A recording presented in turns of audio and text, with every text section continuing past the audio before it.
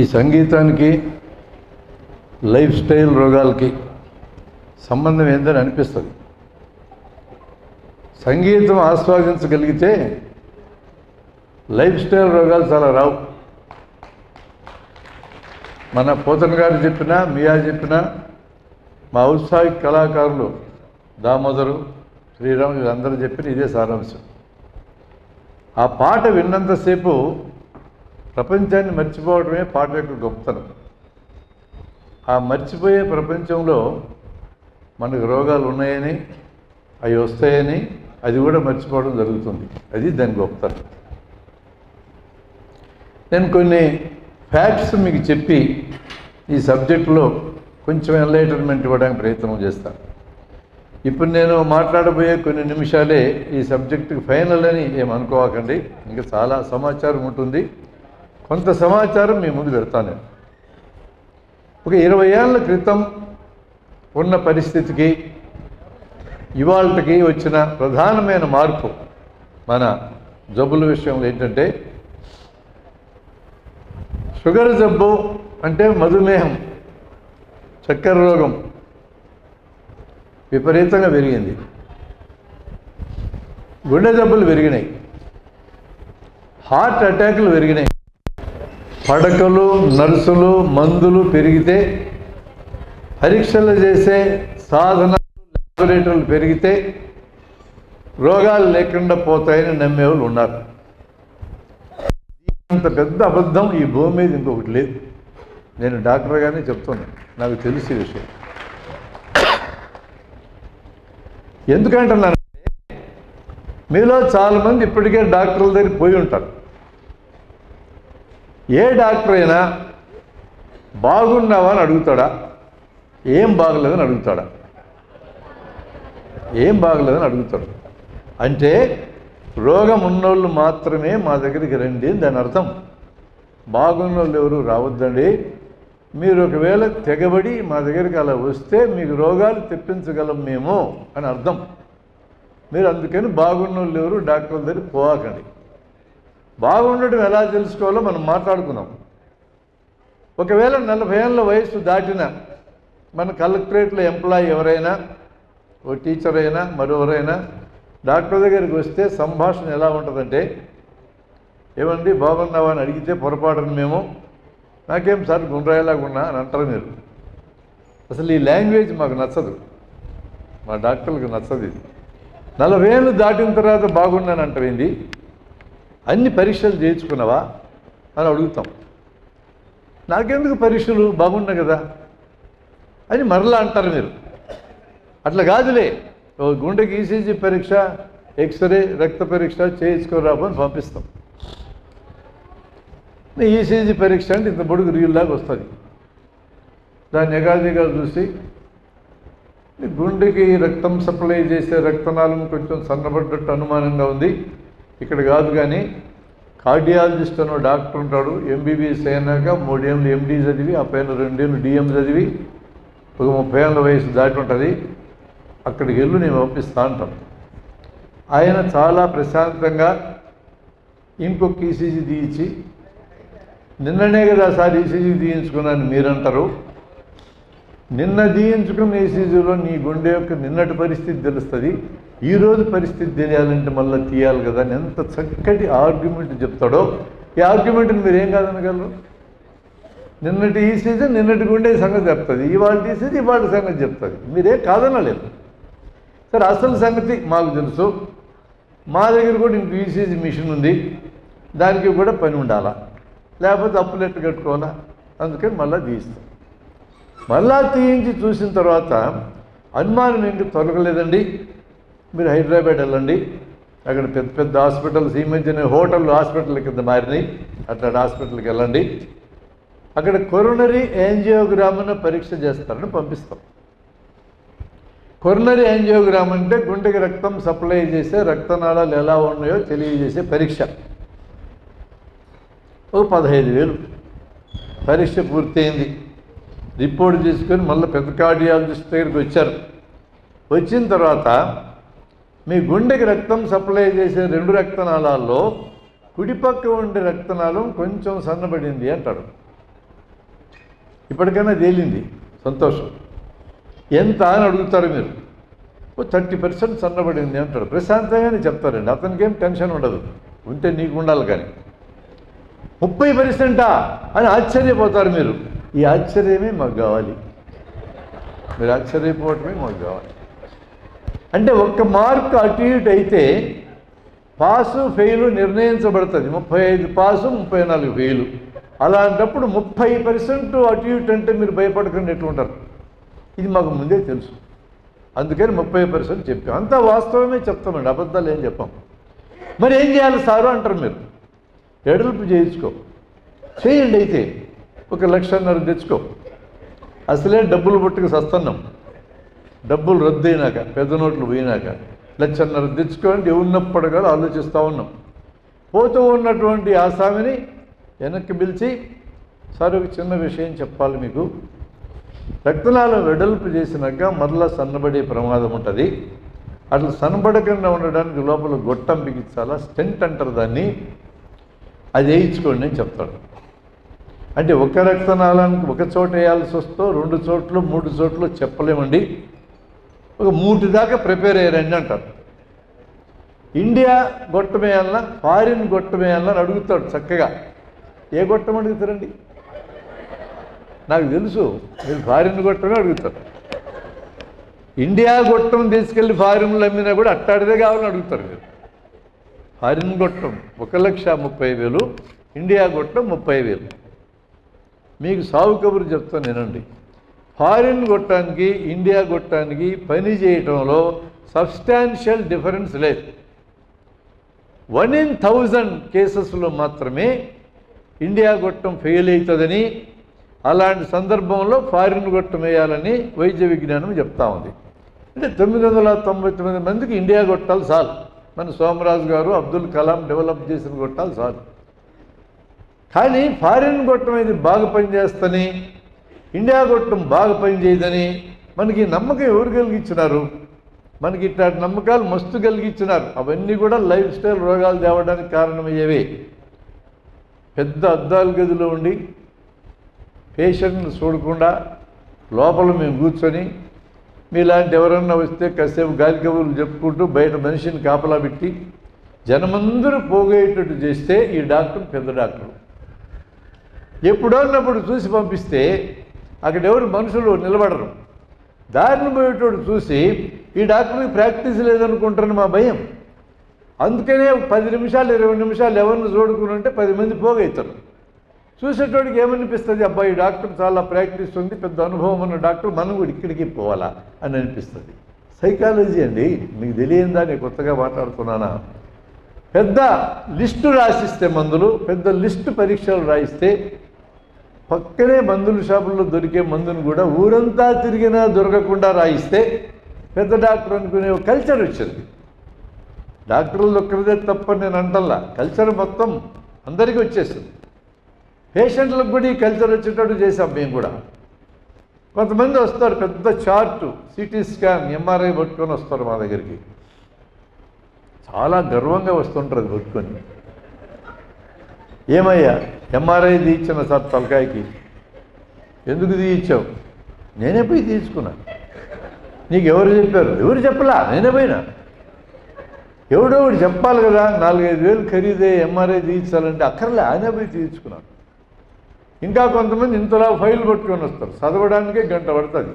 చదివినందుకు మాకు ఫీజు ఇవ్వాలా, చూసినందుకు కాదు. దమ్మిడి ఎక్కువ ఇయ్యరు, అంతసేపు చదివినా కూడా. ఆ ఫైలు లావెక్కే కొద్దీ ఆ రోగికి గర్వం పెరుగుతూ ఉంటుంది. నాకు చాలా గొప్పగా వైద్యం జరిగిందండి. ఫైలు లావెక్కితే తొందరగా సస్తవని అర్థం, తొందరగా చచ్చిపోతామని అర్థం. ఫైలు పెరుగుతూ ఉంది, రోగం తగ్గడంలా. అంటే అర్థం ఏంది? కానీ ఫైల్కి ఆ అర్థం వచ్చేసింది. ఇటువంటి కల్చర్ ఒకటాన్ని క్రియేట్ చేయబడ్డది. ఇదంతా కూడా ఈ బేసిస్, నేను ఒక్క మాట మీకు చెప్తా వినండి. ఈ బేసిస్ చాలా ముఖ్యమైన బేస్. మీకు ఆందోళన పోవాలంటే డిసీజ్ బర్డన్ అనే ఒక పదాన్ని మీకు నేను ఇంట్రొడ్యూస్ చేస్తున్నాను. డిసీజ్ బర్డన్ అంటే ఈ దేశం మొత్తంలో ఉన్న 125 కోట్ల మందికి ఉన్న టోటల్ జబ్బుల యొక్క మోతాదు ఎంత అని అర్థం. 125 కోట్ల మందికి ఏడాదికి ఒక్కసారి జలుబు చేస్తే, జలుబు కూడా ఒక జబ్బే, 125 కోట్ల రోగాలు ఒక కాగితం మీద రాసుకోవాలి మనం దీన్ని అర్థం చేసుకోవడానికి. ఒక్కసారి పొడి దగ్గు వస్తే ఇంకా 125 కోట్ల రోగాలు. ఏదో పెళ్ళిళ్ళు బాగా జమాయించి జరుగుతూ ఉన్నాయి, పోయినాం, ఉద్దరికి తిండి తిన్నాం, కడుపు నొప్పి వచ్చింది, ఇది కూడా రోగమే. మరి అట్లా కడుపు నొప్పి ఒక్కసారి వస్తే ఇంకా 125 కోట్ల రోగాలు. 10 లక్షల మంది క్యాన్సర్ వస్తే ప్లస్ 10 లక్షలు, 50 లక్షల మంది గుండె జబ్బు వస్తే ప్లస్ 50 లక్షలు, ఇట్లా కూడుకుంటూ పోతే దీన్ని డిసీజ్ బర్డెన్ అంటాం. ఈ కూడికలో లేదు మహాత్యం. ఈ కూడిన మొత్తం రోగాలు, అవి ఎన్ని రకాల రోగాలు అన్నా కానీ, కొన్ని రోగాలు సంవత్సరం మొత్తంలో ఇద్దరికి వస్తాయి, కొన్ని 10 మందికి వస్తాయి, కొన్ని 1000 మందికి వస్తాయి, కొన్ని లక్షల మందికి వస్తాయి, కోట్ల మందికి వస్తాయి. అన్నీ కూడితే దీని పేరు డిసీజ్ బర్డెన్. ఈ డిసీజ్ బర్డెన్లో 100కి 90 రోగాలకి వైద్యం అక్కర్లేదో, ఇది మీరు గుర్తుపెట్టుకోవాల్సింది. ఏంటవి? రోగాలు అనుకుంటున్నాము, అవి రోగాలు కాదు, ఇది ఒక కేటగిరీ. రెండవ కేటగిరీ, దానంతట అదే తగ్గిపోయే రోగం. ఉదాహరణకి జలుబు, ఇది రోగమే. జలుబు చేస్తే మందులు ఆడితే వారంలో, మందులు ఆడకపోతే 7 రోజుల్లో తగ్గుతుంది. ఏది ఎక్కువ తక్కువ మీరు తెలుసుకోండి. కాబట్టి దానంతటా అదే తగ్గిపోయే రోగం, అది, దానికి మందు అక్కర్లేదు. మూడవ రోగము ఇప్పుడు మనం మాట్లాడుకునేది సైకోసోమాటిక్ రోగాలు. మానసిక ఒత్తిడి పెరిగితే శరీరం మీద బయటపడే రోగాలు. ఇవి ముఖ్యమైన రోగాలు ఒక 40 ఉన్నాయి, ఇంక చిన్న చిన్నవి 200-300 ఉంటాయి. ఈ రోగాలే ఈరోజు లైఫ్ స్టైల్ రోగాల కింద మనం పిలుస్తున్నాం. స్ట్రెస్ వలన వచ్చే రోగాలు ఇవి. స్ట్రెస్ మేనేజ్మెంట్ పద్ధతులు తెలిస్తే రోగాలు పోతాయి. మొదటి 2 గ్రూపుల రోగాలకి మందులు అసలు అక్కర్లేదు. అవి ఎన్ని ఉంటాయి మొత్తం మీద అంటే, ఆ 2 గ్రూపులు ఈ 90లో 80 అవే. అవి ఏందో మనకి తెలియటం కూడా అవసరమే. మా శిక్షణ అట్లాంటివే మేము చెప్తాం. రోగాలు కానీ రోగాలు ఏంటో చెప్తూ ఉంటాం. అవి తెలియడం ద్వారా మీకు ఎంత లాభం అంటే, 80 వంతులు మీరు రోగాలు అనుకునేవి డాక్టర్ల దగ్గరికి పోనవసరం లేకుండా బాగవుతాయి. అది ప్రయోజనం. జలుబు చేసిన వాళ్ళు కూడా మా దగ్గరికి వస్తారు. అది రోగం కాదని నేను ఇప్పుడు చెప్తున్నా కూడా. ఒక ఖర్చుని చేతపట్టుకొని కాసేపు చీదుకుంటే అయిపోద్ది. మరీ ఇబ్బందిగా ఉంటే వేడి నీళ్ళకి అమృతాంజనమో జామాయిలో పడేసి, ఆకులు పడేసి కాసేపు పీలిస్తే సరిపోద్ది. లేదా ఇట్లాంటి వైద్యాలు మీకు నచ్చవు, ఖచ్చితంగా డాక్టర్ దగ్గరికి పోవాలి, 100-200 ఇవ్వాలి. ఇచ్చినప్పుడు మనకి విలువ అనిపిస్తుంది. మరి మీరు ఇంత కష్టపడి నాకు ఫీజు ఇచ్చి నా దగ్గరికి వచ్చి వైద్యం చేయించుకోవడానికి, అది చిన్న జబ్బు అయినా కానీ జబ్బే కాకపోయి మీరు వచ్చిన తర్వాత దాన్ని రోగము అనకుండా నేను ఎందుకుంటా? నేను అనలేదనుకోండి, ఈ డాక్టర్ గారికి వైద్యం రాదంటారు కదా మీరు. ఇంతలా మాట అనిపించుకోవడం మాకు ఇష్టమా? మాకు ఇష్టం ఉండదు. అందుకనే నువ్వు రోగం అంటూ మా హాస్పిటల్ గేట్లోకి ఎంటర్ అయితే అది రోగమని నేనంట. ఊరుకోను, ఖచ్చితంగా పరీక్షలు రాస్తా. అక్కడ దూరుకోను, ఖచ్చితంగా మందులు రాస్తాం. ఈ 100కి 90 రోగాలకి అసలు వైద్యం అక్కర్లేదని నేను చెప్తా ఉంటే, వీటన్నిటికీ రకరకాల వైద్యాలు ఈరోజు ఉన్నాయి. పల్లెల్లో అయితే వాతలేస్తారు, ముడుపులు, తాయెత్తులు, వాతులు, అంజనాలు, నానా బీభత్సమైన వైద్యాలు ఉన్నాయి అక్కడ. చదువుకున్న వాళ్ళకి ఎన్ని లేవు అనుకుంటారేమో, వాళ్ళకి అవి లేవు, కొత్తవి ఉన్నాయి వాళ్ళకి. Reiki therapy, aroma therapy, flower therapy, magnet therapy, ఇట్లాంటి కట్ట ఉంది ఇక్కడ. అర్ధరాత్రి 11 గంటలకు కొత్త వైద్యాలు మొదలవుతుంటాయి టీవీలో. బరువు తగ్గే వైద్యాలు, షుగర్ తగ్గే వైద్యాలు. ఒక్క మాత్రం ఇంకో అనాస మాత్ర మొత్తం మటుమాయం రోగం ఈ బ్యాచ్ అంతా తయారైంది. ఇది చదువుకున్న బ్యాచ్కి, ఇది చదువులేని బ్యాచ్కి. అది వీళ్ళందరికీ కూడా 100కి 90 రోగాలు గ్యారెంటీగా బాగవుతాయి. ఎందుకని? అవి రోగాలు కాదు కాబట్టి, అవి రోగాలే కాదు కాబట్టి మొత్తం అందరూ వీటి మీదనే బతుకుతున్నారండి. ఈ విషయం చాలా ఇంపార్టెంట్. ఇక 10 రోగాల్లో మనం కొన్ని మాట్లాడదాం. ఇంకో 10 చెప్పే స్ట్రెస్ రిలేటెడ్ రోగాలు, వీటి గురించి నేను మాట్లాడతాను. ఇప్పుడు షుగరు జబ్బు, గుండె జబ్బులు, హార్ట్ అటాకులు, ఇవన్నీ కూడా మొదటి కారణం స్ట్రెస్. మిగతా ఇవి తెలిసేటప్పుడు ఏంటంటే మనము తెలుసుకునేటప్పుడు రోగము ఆరోగ్యము ఈ రెండు పదాలు కొన్ని తేడా తెలియాలి. చాలామంది రోగం లేకపోతే చాలు అనుకుంటాం, కాదు. అది ప్రపంచవ్యాప్తంగా దీని మీద ఉన్నటువంటి చర్చలో భాగంగా చెప్పింది ఏంటంటే కేవలం రోగం లేకపోతే ఆరోగ్యంగా ఉన్నట్టు కాదు. డాక్టర్లు, ఆసుపత్రులు, మందులన్నీ రోగం వచ్చినాకనే రంగంలోకి వస్తారు. అసలు అక్కడికి పోకుండా ఉండాలి అంటే మనం ఆరోగ్యంగా ఉండాలి అని చెప్తున్నారు. ఆరోగ్యంగా ఉండాలంటే మనకి ఏమేం కావాలి? ఆహారం కావాలి, మంచినీళ్ళు కావాలి, పరిశుభ్రత ఉండాలి, ఆరోగ్య విద్య ఉండాలి, పని ఉండాలి. ఈ 5 ఉండాలి ఆరోగ్యంగా ఉండాలంటే. ఈ 5టికి లింక్ అయ్యే స్ట్రెస్ మేనేజ్మెంట్ కూడా ఉంది. నేను వీటి గురించి చెప్తున్నాను. మన దేశంలో 130 మందికి ఇప్పటికీ కూడా కడుపు నిండా తిండి దొరకదు. మరో 30 మందికి అవసరానికి మించి దొరుకుతుంది. ఈ 2 గ్రూపుల దగ్గరికి ఒక కాన్షియస్నెస్ ఉన్న డాక్టర్ వెళ్తే అటు పరిస్థితి ఎట్లుంటుందో చూడండి. తిండి సరిగా తినకపోతే బాడీలో రెసిస్టెన్స్ తగ్గి రోగాలు వస్తాయి. 10 రకాల రోగాలు, ఆ చివరున్న 10. ఇప్పుడు ఏం చేస్తాం మేము? మంచి తిండి తినంటాం,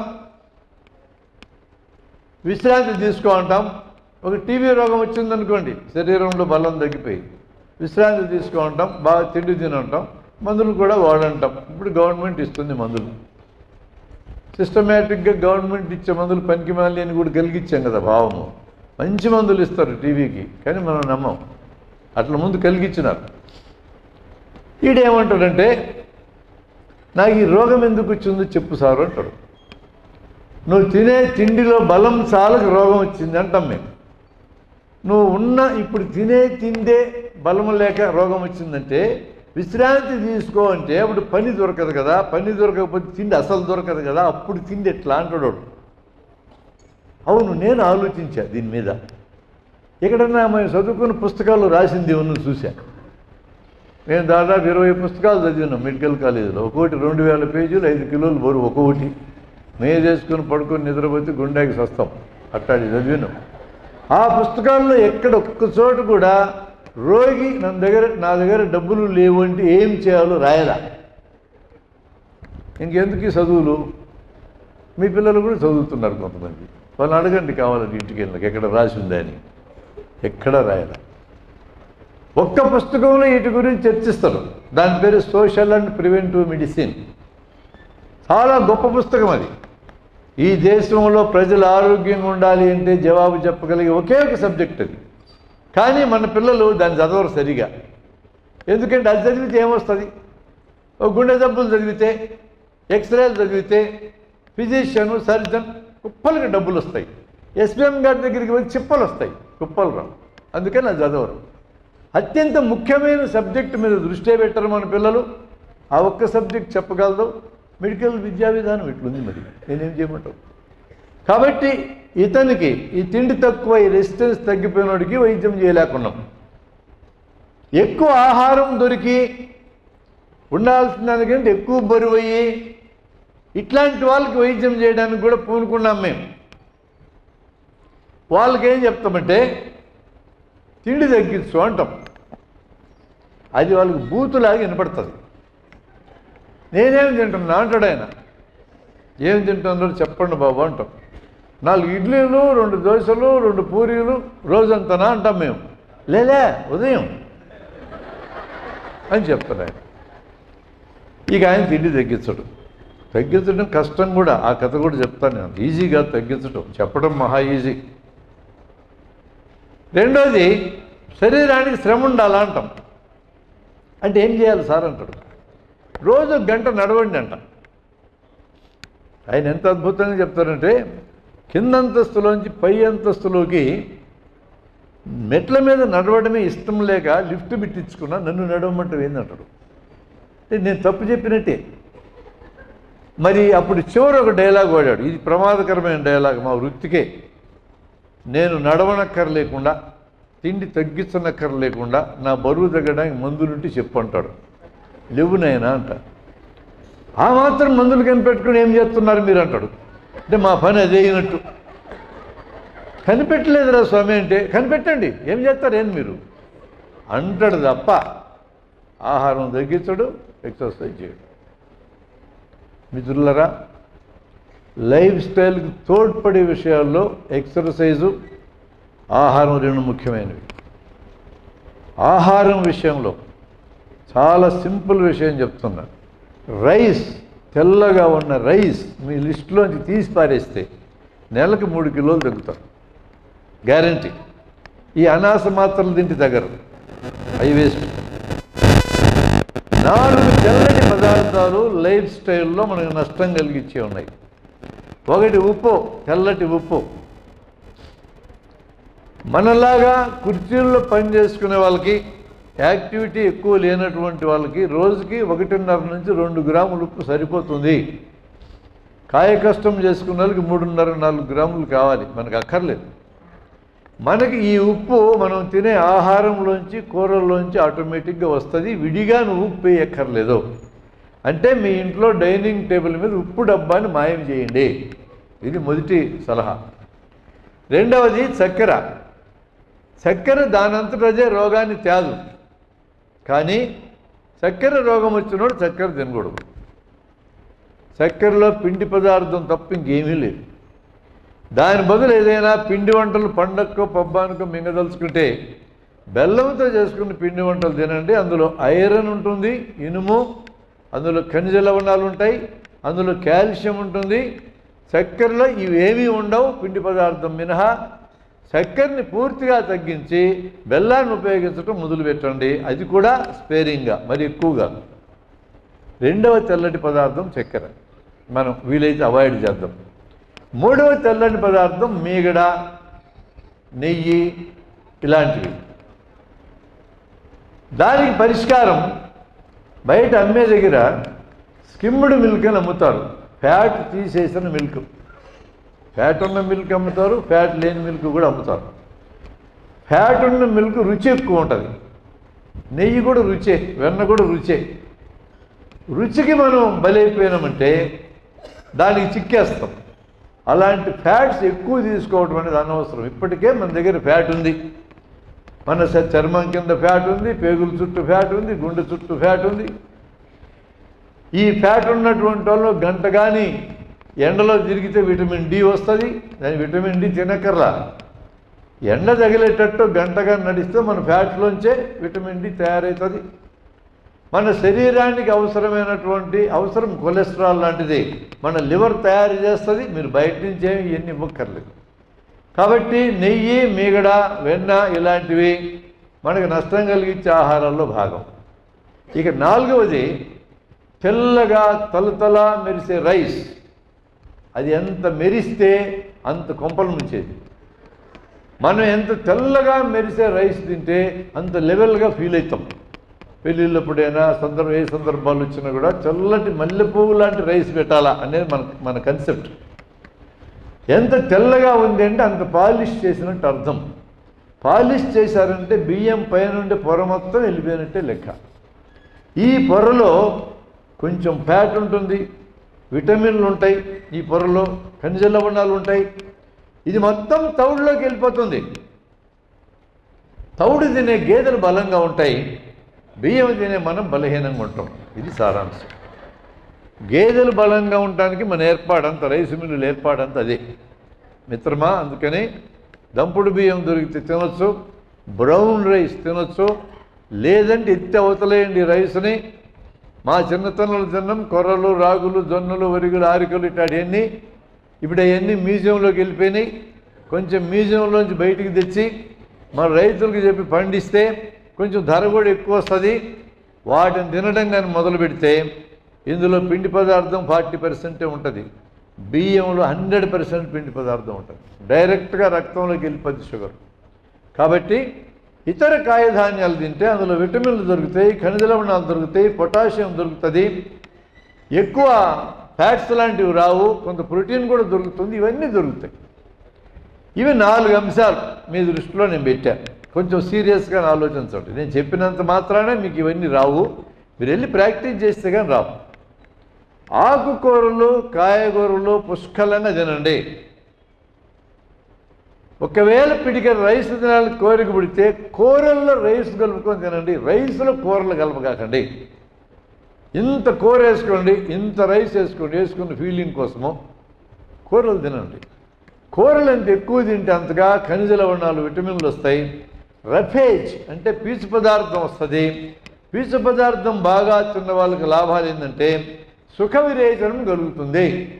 సుఖ విరేచనం కంటే సుఖం లేదు కదా అని రాజులు కూడా చెప్పుకునేవాళ్ళు.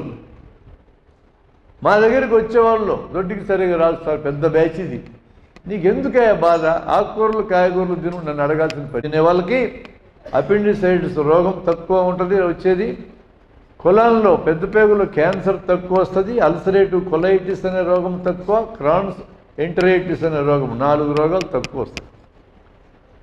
తినకుండా ఉండేవాళ్ళు ఎక్కువ, తినేవాళ్ళు తక్కువ. రోగాలు రాకుండా చేసుకోవడానికి నేను మార్గాలు చెప్తున్నా. పీచు పదార్థం ఎక్కువ ఉండాలి. ఇందాక చెప్పిన కాయధాన్యాలు పొట్టు తీయకుండా తినేస్తే పీచు పదార్థం ఉంటుంది. వేరుశనగ విత్తనాలు పొట్టు తీయకుండా తినండి, పెసలు పొట్టు తీయకుండా తినండి. పొట్టు చాలా ముఖ్యమైనది. అందమేముంది పొట్టలోకి పోయినాక దాని అందమైంది దాని ముఖం. పొట్టలోకి వెళ్ళి అరగంట అయినా కక్కి చూడండి, అంతా ఒక రకంగానే ఉంటుంది ఎవడు ఏది తిన్నా. కాబట్టి ఏముంది పొట్టకి అందం, నీకు అందం అంతా కంటికే కదా. కాకపోతే రుచిని నేను సాక్రిఫైస్ చేయమంటున్నా, రుచిని కొంత ఉండనివ్వండి. ఎప్పుడన్నా ఒక్కసారి నెయ్యి తినకూడదా అని అడుగుతారు మమ్మల్ని. ఎప్పుడన్నా ఒక్కసారి నెయ్యి తినొచ్చు, స్వీట్ తినొచ్చు. ఇంక కొత్తగా ఇంకో పదార్థం మార్కెట్లోకి వచ్చింది, దాని పేరు షుగర్లెస్ స్వీట్స్. మిత్రులారా, ఇవి స్వీట్సే, షుగర్ ఉండదంతే. తీపి ఉండడానికి ఏం చేస్తారు, 1 కేజీ స్వీట్లో 200 గ్రాములు షుగర్ వేయాలి. 2 గ్రాములు చక్కెర నేస్తే అంత తీపే వస్తుంది. 200 గ్రాములు చక్కెర బదులు 2 గ్రాములు చక్కెర నేస్తే అదే తీపి వస్తుంది. చక్కెరలో 10 వంతు దీని ఖరీదు. కానీ షుగర్లెస్ స్వీట్స్ మీకు అమ్మేది డబల్ రేట్కి అమ్ముతారు. ఇంత మోసం ఈ భూమి మీద లేదు. ఇప్పటిదాకా షుగర్లెస్ స్వీట్స్ అనే కొనేవాళ్ళు దయచేసి మానేయండి. ఆ బిజినెస్ పోతే ఇంకోటి అమ్ముకొని బతుకుతున్నారు. అది అసలు మోసపూరితమైనటువంటి పదార్థం. షుగర్లెస్ స్వీట్స్ దండగ మారిన పదార్థం వాడద్దు. స్వీటే తగ్గించమంటున్నా, ఎప్పుడో ఒకసారి పండగకు, సంక్రాంతికో, విజయదశమికో, దీపావళికో మింగుతారంటే మింగండి, దీనివల్ల ఏం ప్రమాదం జరగదు. ఎప్పుడు స్వీట్లే కార్యక్రమం. బెంగాలోళ్ళు నిద్ర లేస్తే రసగుల్లాతో మొదలైంది జీవితం. అట్లా మొదలైనప్పుడు కొంత ఇబ్బందే, కానీ మనకు అట్లాంటి అలవాట్లు అంతగా ఏం లేవు. కాబట్టి స్వీట్స్ గురించి నా జాగ్రత్త తీసుకోండి. ఇంకా కొన్ని విషయాలు లైఫ్ స్టైల్లో ముఖ్యమైనవి ఏంటంటే, శరీరానికి 24 గంటల్లో 1 గంట ఖచ్చితంగా వ్యాయామం ఉండాలా. నేను ఆరోగ్యానికి పని అన్నా, నేను ఇందాక చెప్పిన దాంట్లో పని అంటే పొలాల్లో పని చేసే వాళ్ళకి విడిగా పని అక్కర్లేదు. మనం ఎవరం పొలాల్లో పని చేయం కాబట్టి విడిగా పని అవసరం. దాని పేరు ఎక్సర్సైజ్. మన పిల్లలకే ఎక్సర్సైజ్ లేకుండా చేసేస్తున్నాం మనం. అంటే ఆట స్థలాలు లేని విద్యాలయాలు పెట్టడం ఫ్యాషన్ కింద మారిపోయింది. తెలుసు మన వాళ్ళందరికీ. పర్మిషన్ తెచ్చుకుంటారు వాళ్ళు, మనం ఇవ్వాల్సిన పనిలే. మనం ఉంటాం, మన అధికారులు ఉంటాం, కాగితాలు పెడతారు మన ముందరు, ఎవడిదో ఆట స్థలం చూపిస్తారు, పర్మిషన్ తీసుకొని పోతారు. పిల్లల్ని ఆడనివ్వరు ఆట స్థలం ఉన్నా కూడా. చదువుకో చదువుకో చదువుకో, తరుముకోవడమే తరుముకోవడం. తల్లిదండ్రులు జరుగుతూనే ఉంటారు, బంధువులు జరుగుతూనే ఉంటారు. కంటిన్యూస్గా చదివితే బుర్రకెక్కదో, ఈ సంగతి తెలుసు కదా మనకి. అందుకని 8 పీరియడ్లు స్కూల్లో ఉంటే 8 సబ్జెక్టులు చెప్తాం. మేము ఒక రోజంతా తెలుగు చెప్పి మిగతా టీచర్లకు సెలవు ఇవ్వచ్చు కదా. ఒక రోజంతా ఇంగ్లీష్, ఒక రోజంతా లెక్కలు చెప్పచ్చు కదా. ఎందుకు చెప్పము, ఎక్కదు బుర్రకి. 1 గంట సేపు సబ్జెక్టు చెప్తే అదే సబ్జెక్ట్ మళ్ళా గంట చెప్పాలంటే నీ చేత కాదు. ఆ ధారణ ఉండదు, ఆ జ్ఞాపకం ఉండదు. అందుకనే పీరియడ్స్ మారుస్తున్నాం. మరి ఇది కామన్ సెన్సే కదా, సైంటిఫికే కదా ఇది. మరి ఆ పద్ధతిలో మనం పిల్లల్ని కంటిన్యూస్గా చదవద్దు. మధ్యలో మీకు రెస్ట్ కావాలి, ఖచ్చితంగా 8 గంటల నిద్ర కావాలి పిల్లలకి. ఆటలు ఉండాలి. శరీరం రిజ్యుమినేట్ అయితే మైండ్ రిజ్యుమినేట్ అవుతుంది. వీళ్ళకి ధారణా శక్తి పెరుగుతుంది, జ్ఞాపకం ఉంచుకోవడం పెరుగుతుంది. చాలా కామన్ సెన్స్ విషయం ఇది. దురదృష్టవశాత్తు మన తల్లిదండ్రులకే కల. సరే, ఈ తల్లిదండ్రులు టీచర్లను తరుముకుంటా ఉన్నారు, మా పిల్లోడికి ర్యాంక్ ఏది అని. యాజమాన్యాలు టీచర్లను తరిమినాయి, టీచర్లు పిల్లలను తరిమినారు. ఇక ఈ పిల్లలకు దిక్కుదు అసలు. అందుకని ఎట్లన్నా ర్యాంకు తెచ్చుకోవాలి, లేకపోతే నా జీవితం వేస్ట్ అని నిర్ణయించుకున్నారు. మిత్రులారా, ఫండమెంటల్స్ తెలియాలి. ఒక 20 ఏళ్ల క్రితం బ్రహ్మాండటువంటి వాళ్ళల్లో 170 మంది ఈరోజు. ఇప్పుడు బ్రహ్మాండంగా బతికే వాళ్ళల్లో 170 మందికి ఏ ర్యాంకులు లేవు. అంటే అర్థమైంది, ర్యాంకులకి గొప్పగా బతికేదానికి ఉండే సంబంధం 30%. ఇంకెందుకు వీళ్ళు పిల్లలందరూ తరుగుతున్నాం? 95 మార్కులు వచ్చిన అమ్మాయి 94 వచ్చినందుకు ఆత్మహత్యా ప్రయత్నం చేసేందుకు తరుగుతున్నాం. చాలా పెద్ద ఏరియా అది. మనందరం ఆలోచించాలి. మనకు పిల్లలు ఉన్నారు. మన పిల్లలకి సమగ్రమైన అద్భుతమైన జీవితం ఫుల్లెస్ట్ లెవెల్కి ఉండాలి. 80 ఏళ్ళు బతికే పిల్లలు 80 ఏళ్ళు బతకాల, ఆరోగ్యంగా బతకాలని మనం కోరుకోవాలి. కానీ ఈ తరువుడు కార్యక్రమంతో వీళ్ళకి టెన్షన్ పట్టించి స్ట్రెస్ పెంచి వీళ్ళు తొందరగా చచ్చేటట్టు చేయడం కరెక్ట్ కాదు. ఇది మనం దృష్టిలో పెట్టుకుందాం. ఇది విద్యారంగంలో మరింత మాట్లాడుకోవచ్చు. ఇక్కడ మనకి ఓ తల్లిదండ్రులుగా టీచర్లుగా ఉన్నాం కాబట్టి స్ట్రెస్ ఎక్కడి నుంచి మొదలవుతుంది అనేది నేను చెప్తున్నా. విద్యాలయం దగ్గర నుంచి స్టార్ట్ అవుతుంది. అందుకనే 20 ఏళ్ళు 24 ఏళ్ళు దాటిన వాళ్ళు ఒకప్పుడు మా దగ్గరికి స్ట్రెస్తో అమ్మో గుండె నొప్పి, కడుపు నొప్పి, తలనొప్పి అని వచ్చేవాళ్ళు. ఈ స్ట్రెస్ కారణం ఆ వయసులో పెళ్ళిలో ప్రేమ ఏదో ఒకటి ఉండేది. ఇప్పుడు 6-7 ఏళ్ళ వయసు పిల్లలు ఆసుపత్రులకు వస్తున్నారు. అమ్మో కడుపు నొప్పి అని మెలకువలు తిరిగిపోతుంటాడు, గుండె నొప్పి అంటాడు, తలనొప్పి అంటాడు. ఏవి కనపడేవి కాదు. కనపడకపోతే పండగ మాకు అన్ని పరీక్షలు చేయించవచ్చు. కనపడితే పరీక్షలు ఎట్లా చేయిస్తాం? అందుకని కనపడనాటికి అన్ని పరీక్షలు చేయించి ఫైనల్గా ఏం జబ్బు లేదని డిక్లేర్ చేస్తాం. ఏం లేదని చెప్పాలంటే అన్నీ చూడాలి కదా. కామన్ సెన్స్ పాయింట్ అది కూడా. అట్లా చిన్న వయసు 6-7 ఏళ్ళ వయసు నుంచి పేషెంట్లుగా మార్చే కార్యక్రమం జరుగుతూ ఉంది. స్ట్రెస్ మనం కల్పిస్తున్నాం. ఇంత స్ట్రెస్ కల్పించాల్సిన అవసరం నిజంగా లేదు అనేది నా అభిప్రాయం. జీవితంలో సక్సెస్కి మూల కారణం చెప్తాను. క్రియేటివిటీ వలన సక్సెస్ వస్తుంది, కానీ కేవలం ఇన్ఫర్మేషన్ తలకెక్కించుకుంటే సక్సెస్ రాదు. మన దేశంలో తయారయ్యే గ్రాడ్యుయేట్లు, అది ఇంజనీరింగ్ కానీ మెడికల్ కానీ, ఇన్ఫర్మేషన్ తలల నిండా నిండించుకున్నటువంటి గ్రాడ్యుయేట్లు. వీళ్ళెవరో కాంపిటీషన్ ఉండే బయట దేశాల్లో ఏ కంపెనీలు కూడా సక్సెస్ కాలేదు. వీళ్ళందరూ కూలోలుగా పనిచేస్తారు, ఇంటలెక్చువల్ కూలోలుగా పనిచేస్తారు. ఎక్కడైతే క్రియేటివిటీ ఉంటుందో, క్రియేటివిటీ ఉన్న చోట టెన్షన్ ఉండదు. ఇది ఇంపార్టెంట్ పాయింట్. క్రియేటివిటీ అంటే ప్రాబ్లం ఎదురవుతుంది, ఆన్సర్ ఏందని ఎతకటమే మన కార్యక్రమం. ప్రాబ్లమ్స్ ఉంటాయి, లేకుండా ఎట్లుంటాయి? ప్రాబ్లంకి ఆన్సర్ ఏంది ఎతికేది ఆలోచన. ఆందోళన అంటే వేరు. నాకు రోగం వచ్చింది, ఎందుకు వచ్చింది, ఎలా పోతుంది, ఆలోచన చేసి ప్రయత్నం చేయటం ఆలోచన. నాకు రోగం వచ్చిందే అంటే వచ్చింది, పోతుందా, ఇదే రిపిటేటివ్ థింకింగ్. ఇది ఆందోళన. Repetitive thinking without any rectification, end result లేకుండా ఒకే ఆలోచన మరలా చేయడాన్ని టెన్షన్ అంటాం. దీన్ని ఆందోళన అంటాం. ఆందోళన వల్ల రోగాలు పెరుగుతాయి, ఆలోచనల రోగాలు రావు. నువ్వు ఎంత కష్టపడ్డా, నీ తలకాయికి పని చెప్పినా, శరీరానికి పని చెప్పినా రోగాలు రావు. రిపిటేటివ్ థింకింగ్ చేస్తే నాకు ర్యాంక్ వస్తారా ఎవరికి తెలుసు? పోయిన నెల 1 ర్యాంక్ వచ్చింది, ఈ నెల 1 ర్యాంక్ వస్తారా అంటే ఎవరికి తెలుసు? 10 ర్యాంకులు ఉంటాయి, తలా ఒకటి వస్తుంది. తెలుదా ఈ సంగతి? అందరికీ తెలుసు. మరి నాకు ఒకటే ఎందుకు రాలేదంటే రాలే. మరి ప్రతి ప్రశ్నకి ఆన్సర్ ఉంటుంది జీవితంలో. నన్ను ఒక అతను అడిగాడు, నాకు క్యాన్సర్ రోగం అని చెప్పావు కదా, ఇంక నెలకల్లా చచ్చిపోతాను అన్నావు కదా, దీనికి ఏముంది ఆన్సర్ అన్నాడు. చచ్చిపోవడమే ఆన్సర్. అది కూడా ఆన్సరే. అందులో మంచి ఆన్సర్లు చెప్తా అన్నా. ఖచ్చితంగా చచ్చిపోతామని నీకు అర్థమైంది కదా. నేనైతే నా డాక్టర్ని ఎప్పుడు చచ్చిపోతానో చెప్పమని అడుగుతా. చెప్పకుండా సడన్గా రేపు పొద్దున్న చచ్చిపోతామని చెప్తే ఇన్ని పనులు ఆగిపోతాయో నాకు. మీ అందరూ కూడా అట్టే కోరుకోవాలా. ఎవడన్నా డాక్టర్ ముఖాన్ని చెప్తే అంగీకరించండి. చచ్చిపోతామంటే చచ్చిపోతాం. అలాంటప్పుడు గ్యారంటీకి చచ్చిపోయేటోని గుండె జబ్బు చివరి దశ గ్యారంటీకి పోతాడు, క్యాన్సరు చివరి దశ గ్యారంటీకి పోతాడు. ఇట్లాంటి వాళ్ళని ఆసుపత్రుల్లో ఐసీయూల్లో పడేసి ముక్కులో కొట్టము, నోట్లో కొట్టము, ఒంటెలకు కొట్టము, చేతికి కొట్టం పెట్టి చుట్టూ మనుషులను జారనీయకుండా నర్సు అక్కడెక్కడో కూర్చుంటుంది. టీవీలో చూస్తుంటుంది మనం చూడదు. అటు కూర్చోబెట్టి కేకలేయాలంటే శబ్దం బయటికి రాదు, తట్టాలంటే పక్కన స్విచ్ పెడతాడు, దాన్ని నొక్కాలంట. ఇట్లా సచ్చే కంటే నేనైతే చెప్తా శుభ్రంగా, అరే గ్యారెంటీకి చెప్తారా మీ నాయన, పక్కకి పిలిచి చెప్తా కొడుకుల్ని కూతుర్ని ఇంటికి పట్టుకెళ్ళు, అందరు కూతుర్లు కొడుకులు మనమలు మనవరాలు మొత్తాన్ని పిలుచుకురా, ఇతను చుట్టూ కూర్చోబెట్టు, చూసుకుంటూ సావమను. ఇప్పటిదాకా అతను డిగ్నిటీతో జీవించాడు, ఇప్పుడు మరణం కూడా డిగ్నిటీతోనే జరగాలి. గౌరవంగా జీవించిన మనిషి గౌరవంగానే మరణించాలి. దిక్కుమాల చావు ఆసుపత్రుల్లో చేరి సావకూడదు. కానీ బయట జనం పొడుస్తూ ఉంటారు, అంత డబ్బు ఉంది కదా మీ నాయన ఎందుకు చెప్పు అంటే భరించలేక వస్తారు. వాడి బాధ చెప్తూ ఉంటారు మాకు.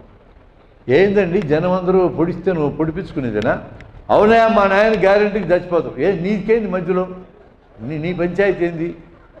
నేను ఆసుపత్రికి తీసుకెళ్ళను, నీ గోళ ఏంది అసలు అడగడం చేత అయి ఉండాలి. డబ్బులు ఖర్చు అయితే అనే మాట కాదు, బతికేదానికి డబ్బులు ఖర్చు పెట్టండి. గ్యారెంటీకి చనిపోయే మనిషి చచ్చిపోతారని మీరు ఎందుకు అంటారు? చచ్చిపోయే ముందు కళ్ళు ఇద్దరికి ఇవ్వండి, కిడ్నీలు ఇద్దరికి ఇవ్వండి, లివర్ ఇద్దరికి ఇవ్వండి, గుండె ఒకటికి ఇవ్వండి, ఊపిరితిత్తులు ఇద్దరికి ఇవ్వండి, 9 మంది బతుకుతారు మన సావులోంచి. ఎక్కడ చచ్చిపోతున్నామండి మనము? అవన్నీ తీసుకున్నా కూడా ఈ బాడీ చచ్చింది. ఇంకా తీసుకెళ్ళి అనాటమీ థియేటర్కి ఇవ్వండి, మెడికల్ కాలేజీలో బల్ల మీద బండ పెట్టి 100 మంది విద్యార్థులు నేర్చుకుంటారు శరీర నిర్మాణ శాస్త్రం. చచ్చిపోయినా కూడా మనం బతికే ఉండొచ్చు అంటున్నాను. కాబట్టి దాని చుట్టూ డబ్బులు విపరీతంగా దండమారి ఖర్చులు పెట్టాల్సిన అవసరం లేదు. స్ట్రెస్ మనకు లేకుండా పోవాలంటే ఫ్యాక్ట్స్ తెలిసి ఉండాలి, వాస్తవాలు తెలిసి ఉండాలి. అది తెలుసుకోవడమే విజ్ఞానం అంటే, ఇంకేం కాదు. ఉన్న విషయం ఉన్నట్టుగా మనకు తెలిస్తే మనకి ఈ రకమైన టెన్షన్ ఉండదు. ఆ ఉన్న విషయం ఉన్నట్టు తెలుసుకోవడం ఇంపార్టెంట్ అని నేను అంటున్నాను. అందుకని మేము విద్యార్థుల దగ్గర చాలా సింపుల్ సబ్జెక్ట్ చెప్తున్నాం, వాళ్ళకి సరిగ్గా ఆలోచించడం ఎలా అని చెప్తున్నాం. ఇంకే పెద్ద సబ్జెక్టు కాదు అది.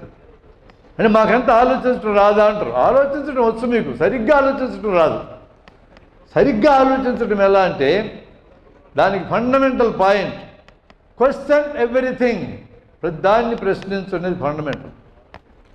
రోగం వచ్చింది, ఎందుకు వచ్చింది, ఎట్లా పోతుంది, నేనేం చేయాలి, నువ్వేం చేయాలి, ఆలోచన. ఇది కరెక్ట్ ఆలోచన. నాకేందుకు వచ్చింది, ఈ నా కొడుకు బాగా తిరుగుతున్నాడు, ఈ నా కొడుకు తిరుగుతున్నాడు, నాకేందుకు వచ్చిందంటే వచ్చింది, యాక్సెప్ట్ ఇట్. ప్రకృతి అది, ప్రకృతిని యాక్సెప్ట్ చేయాలి, ప్రకృతి మీద తిరగబడద్దు. యాక్సెప్ట్ చేసే క్రమంలో ప్రకృతి గురించి మనం నేర్చుకున్న దాంట్లోంచి ప్రకృతిలో జరిగే వాటిని వాయిదేయగలం, నేర్చుకుంటేనే వాయిదేయగలం. అంతేగాని నాకేందుకు వచ్చిందని గోల్ చేస్తే వాయిదేయలేం. అందువల్ల మిత్రులారా, ఇది బేస్, మేము చెప్పదలుచుకున్న బేస్. ఈ మధ్య గుండె జబ్బులు పెరిగినాయి, హార్ట్ అటాకులు కూడా పెరిగినాయి.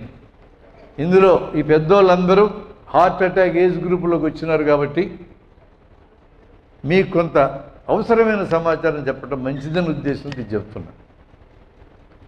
నాకు తెలిసిన కొంతమంది ఎంప్లాయీస్ మిత్రులు హార్ట్ అటాక్ని గుర్తించలేక ప్రాణాలు పోగొట్టుకున్న వాళ్ళు ఉన్నారు. నా దగ్గర పనిచేసిన ఒక స్టాఫ్ 25 ఏళ్ళకి సంజీవ్ రెడ్డి అని, వాడికి తెల్లవారుజాము 4 గంటలకి కడుపులో మంట మొదలైంది. అది హార్ట్ అటాక్ అని గుర్తుపట్ల. గ్యాస్ట్రిక్ ట్రబుల్ అనుకొని బళ్ళారుడి చౌరస్తా నుంచి మోటార్ సైకిల్ వేసుకొని దూపాడు దాకా వచ్చాడు. అప్పటికి కూడా గుర్తుపట్ల. మెడికల్ డిపార్ట్మెంట్లో ఉంటాడు, మరి సీనియర్ స్టాఫ్. పెంటప్రజోల్ మందు వేసుకున్నాడు కడుపులో గ్యాస్ట్రిక్ ట్రబుల్ తగ్గడానికి. పోయి రూమ్లో పడుకున్నాడు, తగ్గలా. మళ్ళా కిందకు వచ్చాడు, తగ్గలా. హార్ట్ ఆగిపోయింది. అక్కడి నుంచి పరిగెత్తుకొని ఊళ్ళో వచ్చే లోపల, నేను లేని ఊళ్ళోకి వచ్చే లోపల మరణించాడు. సుబ్బారెడ్డి గారని హెల్త్ డిపార్ట్మెంట్లో పనిచేస్తారు, మంచి మిత్రుడు నాకు. ఇక్కడే గాయత్రి ఎస్టేట్స్లో ఉంటాడు. తెల్లవారుజాము 4 గంటలకు కడుపులో మంట మొదలైంది. మెడికల్ డిపార్ట్మెంటే ఇది హార్ట్ అటాక్ అని గుర్తుపట్ల ఉదయానికల్లా మరణించాడు. నేను ఎందుకు చెప్తున్నానంటే, గుండెకి రక్తం పర్మనెంట్గా ఆగిపోతే హార్ట్ అటాక్, రక్తం తాత్కాలికంగా ఆగిపోతే గుండె నొప్పి, హార్ట్ పెయిన్. అది హార్ట్ పెయిన్ అయినా అంటే తాత్కాలికంగా తగ్గినా, హార్ట్ అటాక్ అయినా పర్మనెంట్గా ఆగిపోయినా నొప్పి ఒకే రకంగా ఉంటుంది. నొప్పి ఎలా వస్తుందో మీకు చెప్తా, ఏం కష్టం కాదు గుర్తుపెట్టుకోవడం. ఇది జీవితానికి పనికొచ్చే కాదు, గుర్తుపెట్టుకోండి. పరీక్షల కోసం చదివేయన్ని మర్చిపోండి, నాకు కూడా అభ్యంతరం ఏం లేదు. పరీక్షలైనా ఎటు మర్చిపోతారు మీరు కూడా. నేను ఎన్నో మర్చిపోయాను పరీక్షల్లో రాసిన, మీరు మర్చిపోతారు. జీవితానికి పనికొచ్చే మర్చిపోరు. నొప్పి ఎదురు వెనక కానీ పై పొట్టలో కానీ వస్తుంది. ఎడం వైపుకి ఎక్కువ వస్తుంది. నొప్పి ఎక్కడా అని అడిగితే ఇలా చెయ్యి పెట్టి చూపిస్తారో, ఒక్క ఏళ్ళతో ఇక్కడ నొప్పి అని చూపిస్తే ఇది గుండె నొప్పి కాదు. చెయ్యి పెట్టి చూపిస్తే గుండె నొప్పి. మంటలాగా రావచ్చు. మనం అన్నం అరగకపోతే కడుపులో మంట అంటాం, ఇదే రకంగా రావచ్చు. బరువెత్తినట్టు రావచ్చు, గుండె మీద బిగదీసినట్టు రావచ్చు. ఈ 3 రకాలుగా ఏదో రకంగా వస్తుంది. చురుక్ అంటది, ఇది గుండె నొప్పి కాదు. మా దగ్గరికి గుండె నొప్పి అని వచ్చేవాళ్ళు 100కి 99 మంది చురుకు గాలే. అందరికి ఈసీజీలు ఎక్స్రేలు దుమ్ములాగా రాయిస్తాం. ఎందుకంటే ఆ ఒక్కరిని పట్టుకోవాలంటే అందరికీ రాయాలి. ఆ చురుక్ అంటే పోనేవద్దు డాక్టర్ దగ్గరికి. ఒక్క ఏళ్ళతో చూపిస్తే అది గుండె నొప్పి కాదు. ఊపిరి పీల్చినా వదిలినా నొప్పి ఎక్కువ తక్కువ అవుతూ ఉంటుంది, గుండె నొప్పి కాదు. 1000 మందిలో 999 మందికి కుడిపక్క నొప్పి వస్తే గుండె నొప్పి కాదు. ఆ ఒక్కరు ఎందుకంటున్నానంటే గుండె కుడివైపుకుంటే వాళ్ళు కుడిపక్క వస్తుంది, ఎడం పక్క ఉంటుంది ఎక్కువ మందికి. కాబట్టి 100కి 99.9 కుడిపక్క నొప్పి వస్తే గుండె నొప్పి కాదు. చురుక్ అని వస్తే గుండె నొప్పి కాదు. ఊపిరి పీల్చినా వదిలినా నొప్పి పెరగడం తరగడం అంటే గుండె నొప్పి కాదు. ఒక ఏళ్ళతో చూపించేటట్టు వస్తే గుండె నొప్పి కాదు. అది మంటలాగా కానీ బరువెత్తినట్టు కానీ బిగదీసినట్టు కానీ వస్తుంది. ఎడం పక్క వస్తుంది. ఎడమ చేతికి కానీ ఎడం భుజానికి కానీ ఎడమ దవడకు కానీ ఎడం పక్క మెడకు కానీ పాకుతున్నట్టు అనిపిస్తుంది. గుండె నొప్పి గుండె పోటు నొప్పి ఇదే రకంగా ఉంటుంది. గుండె నొప్పికి పోటుకి డిఫరెన్స్ ఇది మనకు ముఖ్యం. ఎందుకంటే గుండె నొప్పి అయితే ఒక మాత్ర నాలుగు కింద పెట్టుకుంటే తగ్గిపోద్ది. మన సినిమాల్లో విలన్లకు అప్పుడప్పుడు భలే నొప్పి వస్తుంటుంది. గబ ఎత్తుకుతూ ఉంటాడు, డబ్బా జేబులో దొరుకుతుంది. ఒక మాత్రం నాలుగు కింద పెట్టుకోగానే మామూలు అవుతాడు. పాత సినిమాల్లో చాలా ఉన్నాయి ఇట్లాంటి ఘటనలు. ఇది గుండె నొప్పి అంటే రక్తనాళం సన్నబడింది, మాత్రం మింగగానే ఎడలిపోయింది. కానీ వీళ్ళందరూ కూడా చెక్ చేయించుకోవాలి. ఫ్యూచర్లో ఎప్పుడైనా హార్ట్ అటాక్ వచ్చే ప్రమాదం ఉండొచ్చు, కానీ టైం ఉంది. కానీ గుండె పోటు అట్లా కాదు. ఇందాక నేను చెప్పినట్టు నొప్పి రెస్ట్లో ఉన్నప్పుడు వస్తుంది. ముఖ్యంగా తెల్లారుజామున వస్తుంది. 4 గంటలు 3 గంటల ప్రాంతంలో వస్తుంది. తెల్లవారుజామున నొప్పి వస్తే అది మంట అయితే ఇది గ్యాస్ట్రిక్ ట్రబుల్ కాదో. నిద్ర లేచేంతగా నొప్పి వస్తే ఇది చిన్న నొప్పి కాదు. చిన్న నొప్పి ఎప్పుడు వచ్చినా నిద్ర డిస్టర్బ్ కాదు. పెద్ద నొప్పి అయితే మాత్రం డిస్టర్బ్ అవుతుంది, పెద్ద నొప్పి. నిద్ర మెలకు వచ్చేంత నొప్పి ఇది ఖచ్చితంగా హార్ట్ అటాకే. తెల్లవారుజామున వచ్చింది, రెస్ట్లో వచ్చింది. వీటితో పాటు వాంతులు అవ్వడం ఒక పాయింట్, తెలియకుండా మూత్రం పోవడం 2 పాయింట్లు, గుబగుబ చెమటలు పట్టడం 3 పాయింట్లు, తెలియకుండా మల విసర్జన జరగడం. ఈ 4గింట్లో ఏ 2 ఉన్నా ఇది గ్యారంటీ హార్ట్ అటాక్. ఈ సమాచారం చాలు. మహిళలకి 45 ఏళ్ళ లోపల హార్ట్ అటాక్ రాదు. వాళ్ళకి హార్మోన్స్ అనేవి రక్షిస్తూ ఉంటాయి, ఈస్ట్రోజన్ హార్మోన్ రక్షిస్తూ ఉంటుంది. వాళ్ళు కూడా లైఫ్ స్టైల్ని చెడగొట్టుకుంటే, అంటే ఆందోళన పెరిగి బరువు పెరిగి లేదా వంశపారంగా షుగర్ తెచ్చుకొని ఇట్లాంటివి జరిగితే వాళ్ళు కూడా హార్ట్ అటాక్ రేంజ్లోకి వచ్చేస్తారు. అలా ఆ రేంజ్లోకి రాకపోతే 45 ఏళ్ళ దాకా మీరు దిగులు పడాల్సిన అవసరం లేదు, మీకు హార్ట్ అటాక్ వచ్చే అవకాశం లేదు. కానీ మగవాళ్ళకి 20-25 ఏళ్ళకే వస్తుంది, ఏజ్ తగ్గింది. ఈ విషయం గుర్తుపెట్టుకోవాలి. అందుకని ఈ సమాచారం చాలా ఇంపార్టెంట్ సమాచారం. హార్ట్ అటాక్ వచ్చినప్పుడు ఏం చేయాలి? హార్ట్ అటాక్ అని డౌట్ వచ్చింది, సడన్గా నొప్పి వచ్చినప్పుడు ఏమవుతుందంటే హార్ట్ టక్కన ఆగిపోయే అవకాశం ఉంటుంది. ఇది ఎలాంటిదంటే ఏదైనా ఒక దుర్వార్త మనం విన్నప్పుడు అట్లే స్థానువులకు నిలబడతామే, ఆశ్చర్యపోయి గుండె కూడా ఆశ్చర్యపోతుంది. అట్లా నొప్పి వచ్చినప్పుడు ఆశ్చర్యపోయి ఆగిపోయిన గుండెని ఆడించడం మనకి చేతనైతే వీళ్ళందరూ బతుకుతారు. అంటే మనం చావులను నివారించవచ్చు. అంటే ఎప్పుడైనా నా కడుపులో మంటకుంది, నొప్పికుంది అని అంటారు, ఇంట్లో వేలబడిపోతారు. అట్లా అంటే ఆగిపోయింది గుండెని. మెడలో నాడి చూడడం నేర్చుకోండి. దవడెముక కింద నాడి తెలుస్తుంటుంది. ప్రతి ఒక్కరు చూడవచ్చు ఈజీగా. పక్కన నాడి చూడండి, నాడి ఆగిపోయింది, హార్ట్ ఆగిపోయిందని అర్థం. అక్కడికక్కడే మనిషిని ఎలుకలు బండబెట్టండి.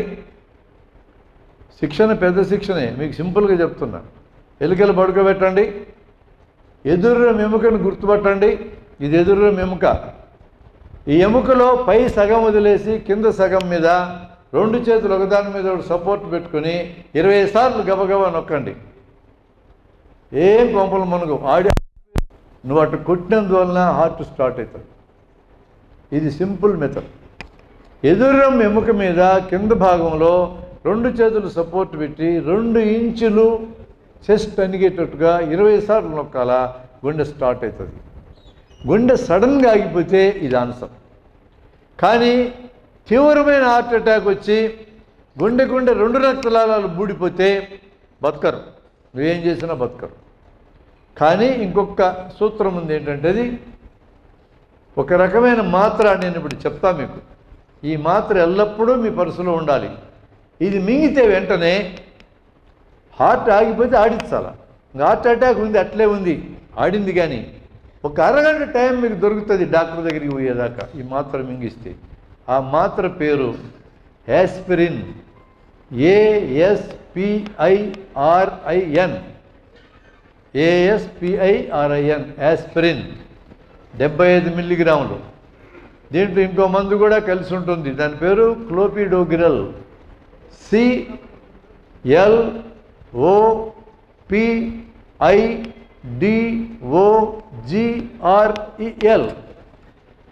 మీరు ఎటు మాకు ఈమెయిల్ ఇస్తారో ఇదంతా రాసి పంపిస్తాం, బాధలేదు. ఫోన్ నెంబర్ ఉంటే ఫోన్ నెంబర్ ఇవ్వండి, వాట్సాప్లో పెట్టేస్తాం. యాస్పిరిన్ 75, క్లోపిడోగ్రిల్ 75, ఈ 2 కలిసి ఒకటే మాత్ర వస్తుంది. ఇలాంటి మాత్రలు 4 మీ పర్సులో ఉండాలి. మీకు హార్ట్ అటాక్ వచ్చిన పనికి వస్తుంది, మీ పక్క వాళ్ళకి వచ్చిన పనికి వస్తుంది. మనం బతికించవచ్చు మనిషిని. అరగంట టైం దొరుకుతుంది, మీరు హాస్పిటల్కి వెళ్ళే టైం దొరుకుతుంది. కాబట్టి ఇలాంటి చిన్న చిన్న మెజర్స్ మన దగ్గర ఉండాలి. ఎందుకంటే చాలా స్ట్రెస్తో కూడుకున్న పనులు మనవి. ఉద్యోగాలు స్ట్రెస్తోనే కూడుకొని ఉన్నాయి.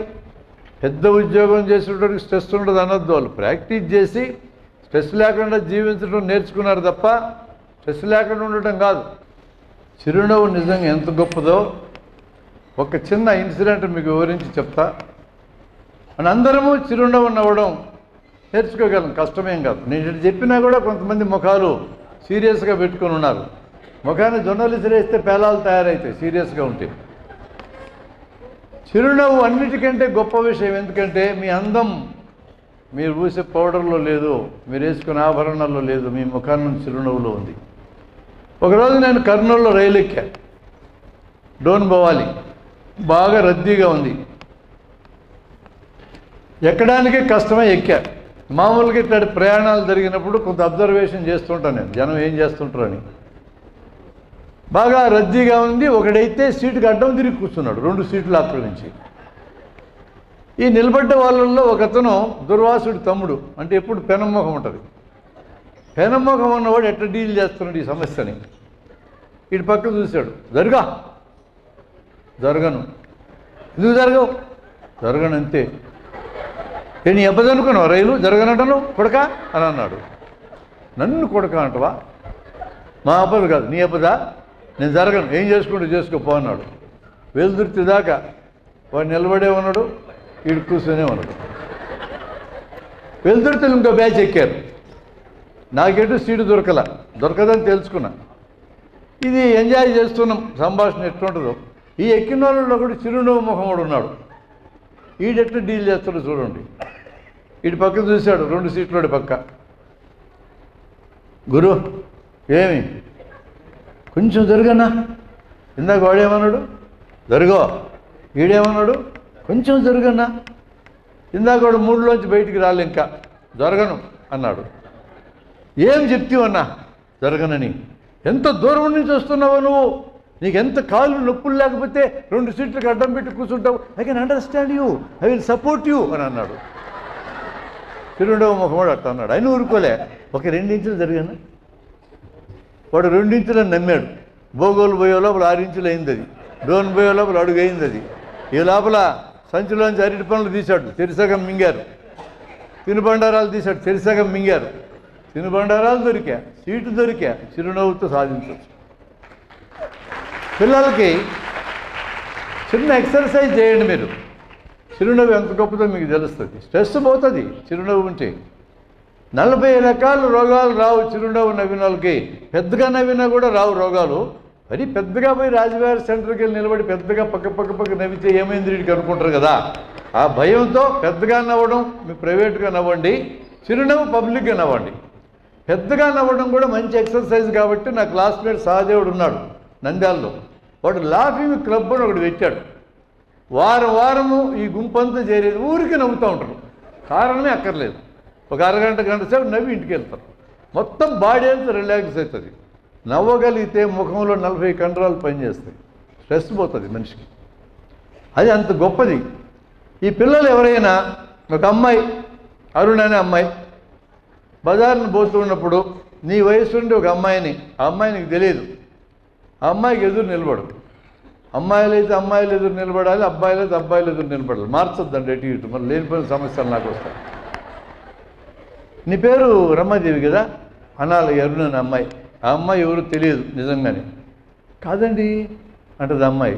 లేదా నువ్వు రమాదేవి, నో డౌట్, నాకు తెలుసు అని అనాలా. కాదండి అని మళ్ళా అంటది. అచ్చం ditto, carbon copy, xerox.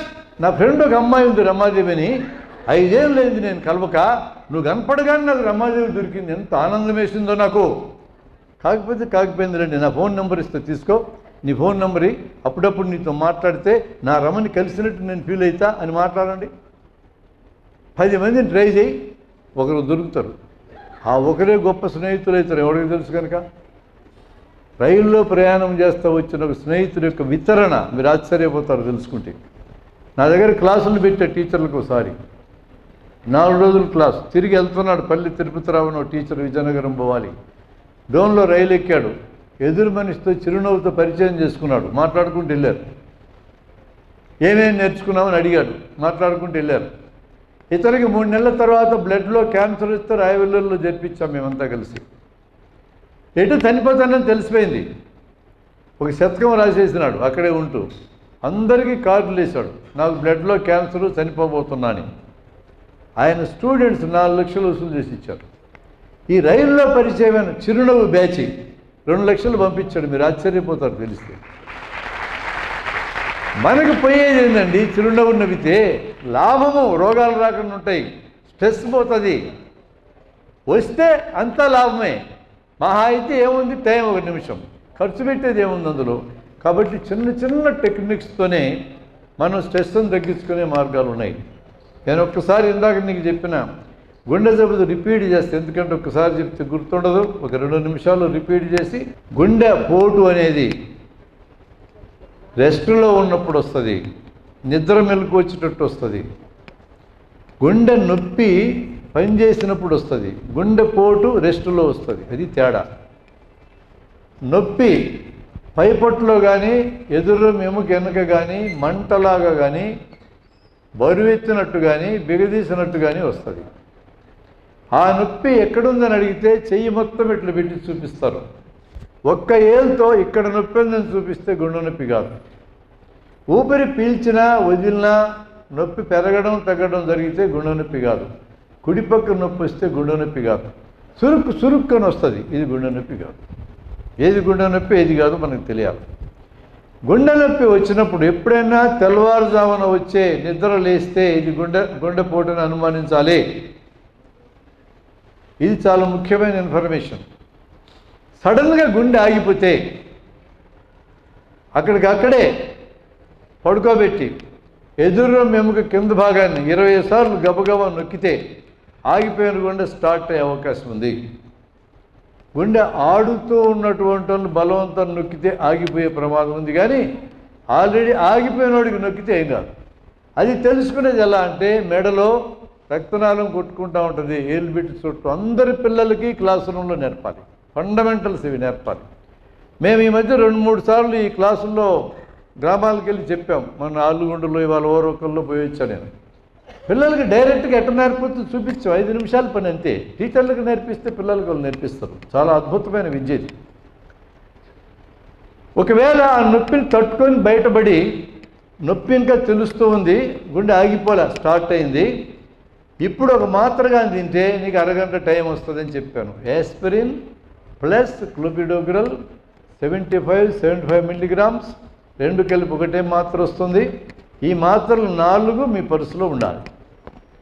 Heart attack మీకు వచ్చింది, పక్కన ఎవరు లేరు, మనం చచ్చిపోకుండా ఉండాలంటే ఏం చేయాలి? గుండె ఆగింది, ఇక్కడ టెక్నిక్ ఉంది. మీరు బాగా ఫోర్స్ఫుల్గా బాగా గాలి పీల్చండి, గట్టిగా దగ్గండి, అటు గట్టిగా 20 సార్లు దగ్గండి.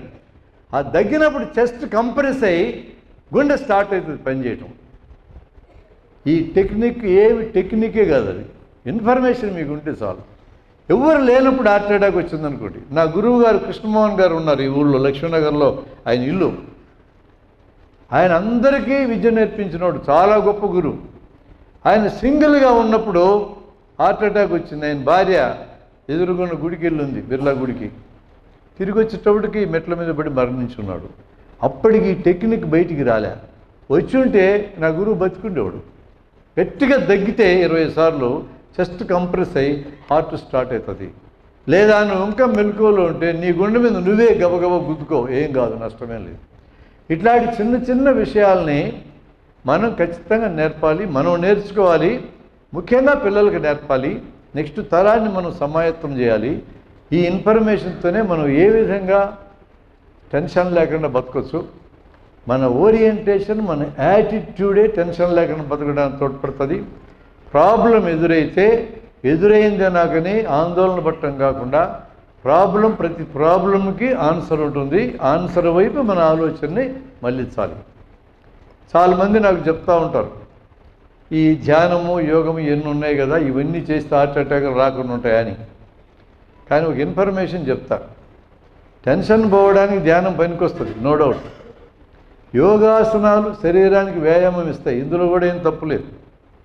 కానీ మన తలకాయలో ఉండే టెన్షన్లన్నీ ఆ యోగా జరిగే గది బయట చిలక్కోయికి తగిలించి లోపలికి వెళ్ళి గంట సేపు ప్రశాంతంగా ధ్యానం చేసి బయటకు వచ్చి అన్నీ మళ్ళీ తగిలించుకొని ఇంటికి వస్తే నీకు లాభం లేదు.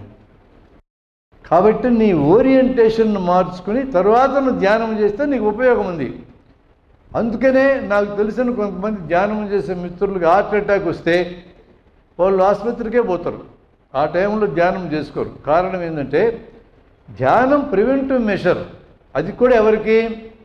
టెన్షన్ పోవడానికి కావాల్సిన థింకింగ్ ప్రాసెస్ను నేర్చుకున్నటువంటి వాళ్ళకి ఇది పనికి వస్తుంది. ఈ ప్రాసెస్ నేర్పకుండా కేవలం ధ్యానం చేసుకుని రోగం పోతుంది కాదు, అటు చెప్పకూడదు ఎవరం కూడా. అందుకనే యాటిట్యూడ్ మారాలి. యాటిట్యూడ్ మారడం అంటే నేను ఇందాకే మీకు మనవి చేసినట్టుగా ప్రతిదాన్ని ప్రశ్నించడం, ఆలోచించడం. ఆలోచన మనిషికి టెన్షన్ లేదు, రిపిటేటివ్ థింకింగ్ మాత్రమే టెన్షన్ తెస్తుంది. ఒకే ఆలోచన మళ్ళీ అదే చేస్తే. నేను దానికి ఎగ్జాంపుల్స్ కూడా మీకు చెప్పాను. నాకే ఎందుకు రోగం రావాలి, వీళ్ళందరికీ ఎందుకు రాకూడదు, నాకే ఎందుకు వచ్చి అంటే వస్తుంది. You have to face it. దీనికి బేస్ ఏంటంటే ఈ బేస్ స్కూల్లో పడాలన్న అభిప్రాయం.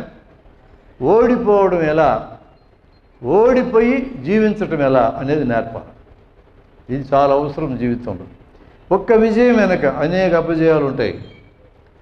ఒక్కసారి ఫిల్మెంట్ కనిపెట్టడానికి 1400 సార్లు థామస్ ఆల్వా ఎడిసన్ ఫెయిల్ అయినాడు. దాన్ని అతను ఫెయిల్యూర్ కింద భావించటంలా 1400 సార్లు ఫిల్మెంట్ కనుక్కోవడం ఎట్లా కుదరదో నాకు అర్థమైంది అన్నాడు.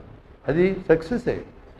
There are no failures in the life, all experiences only.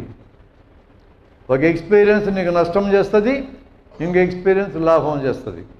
నిన్ను మెచ్చుకున్నవాడు, నీకు లాభం అనిపించిన ఎక్స్పీరియన్స్, నిన్ను మెచ్చుకున్నవాడు నీకు ఏమీ మేలు చేయలేడు, నీకు తెలిసిందే చెప్తాడు.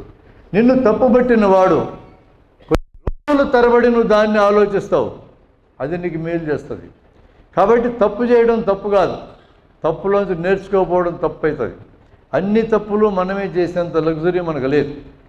చాలామంది మన చుట్టూ తప్పులు చేస్తూ ఉంటారు, వాటిలోంచి నేర్చుకున్నాం. అవి మన తప్పులు కావచ్చు, ఇతర తప్పులు కావచ్చు. All negative experiences they are powerful lessons. పిల్లలకి అపజయము విజయాన్ని సమానంగా చూడడం ఎలానో మనం నేర్పాలి అంటే వాళ్ళు ఖచ్చితంగా ఆటలు ఆడాల్సిందే.